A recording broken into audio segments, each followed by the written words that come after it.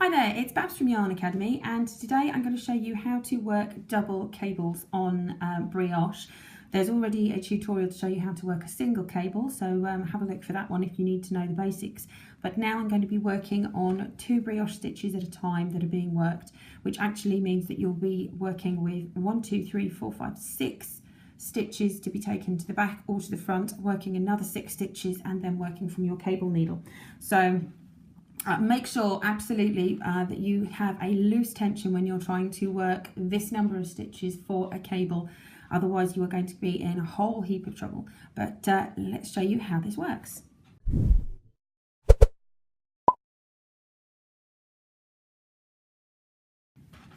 We're going to start off with our knit one.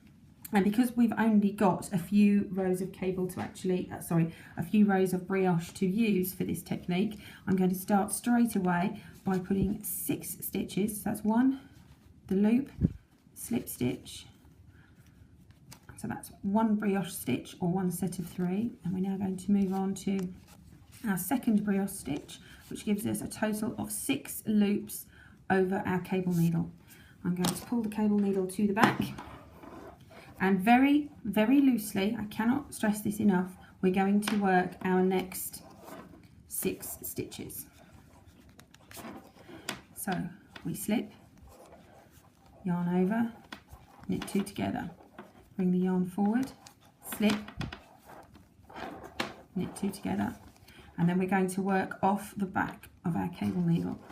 Rather than slipping everything back onto the left needle, I'm going to pull the left needle through to make sure I don't lose those stitches, and then pull through on the cable needle or the circular that I'm using. And you can see that this is going to start to get quite tight if we haven't actually knitted loosely to begin with.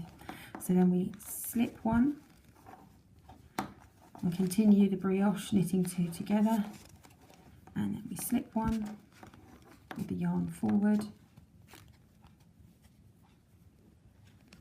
And if you need to take it off the back of the needle, sometimes that makes it a little bit easier.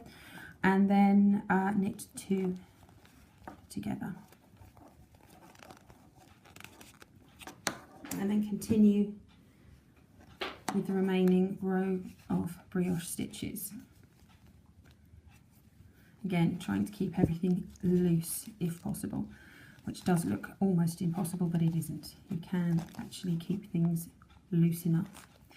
And then we're going to turn around and you have what looks like a great glob of stitches. But as long as we continue to work and don't try and do a cable too soon, then this will all straighten out quite quickly for us. So we'll work a few rows in standard brioche. And again, try not to over tighten your knitting. It may look quite bizarre to have great loose sections of stitch, but they will quickly fill out as the brioche stitches move to take their place in a flatter format of knitting, rather than this great knot of stitches that it appears we have to begin with.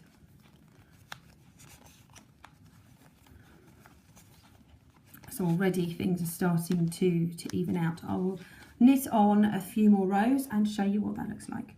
So here you can see we've got the 2 brioche stitches in the cable coming off to the right, and the back stitches being taken smoothly across to the left on the back of our work. And what we're going to do this time around is take these 2 and turn them back in the opposite direction. So we're going to take 2 to the front and then have these turning from moving to the right to moving to the left. So it's exactly the same process as before, except this time we're going to keep our yarn to the front.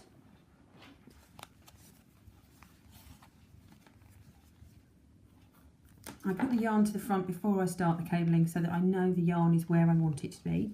And then I move the next 6 stitches onto the cable needle, or circular, or whatever needle you happen to be using. So that is those 2 stitches, those 2 columns of stitches are now on the cable needle, and we're going to keep those to the front this time.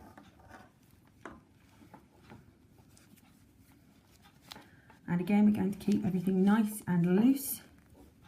Really, really loose. We want lots of yarn here for those stitches to be able to reposition themselves. And that's our 2 brioche stitches knitted, which means we now come to work off of our cable needle. Yarn forward. And again, this is where everything gets a little bit tight, but it's worth it. So we've slipped, and then we're going to yarn over and knit 2 together. Yarn forward, slip,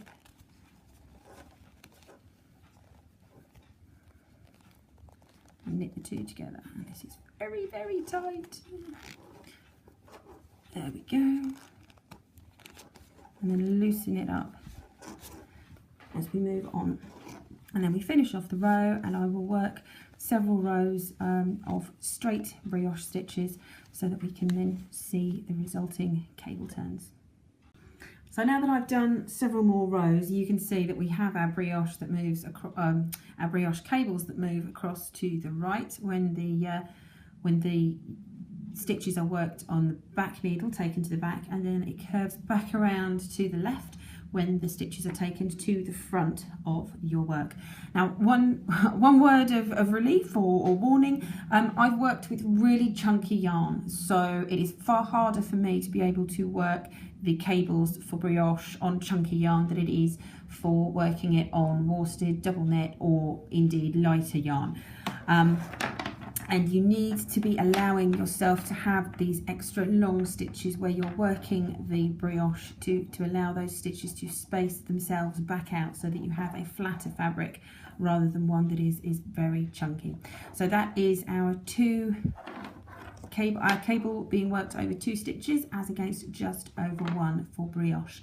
Hopefully that has made some sense. If it has, then give the video a thumbs up, like, share it around, and I will see you tomorrow for the headband.